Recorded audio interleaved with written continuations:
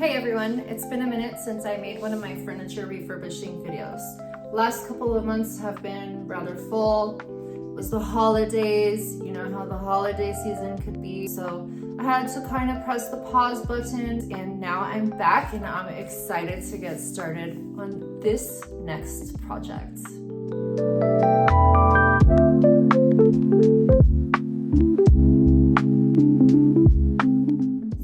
What we have here today is a little end table. It's very unique. The bottom part is all cast iron, very sturdy and strong. You can see it's holding me, so it's gotta be strong. The top is made of wood, and what I'm gonna do is just sand the top down because I don't particularly like the design. And then I'm gonna go ahead and give it what I'm hoping will look like a nice, classic, sleek finish, and also just give it my unique touch.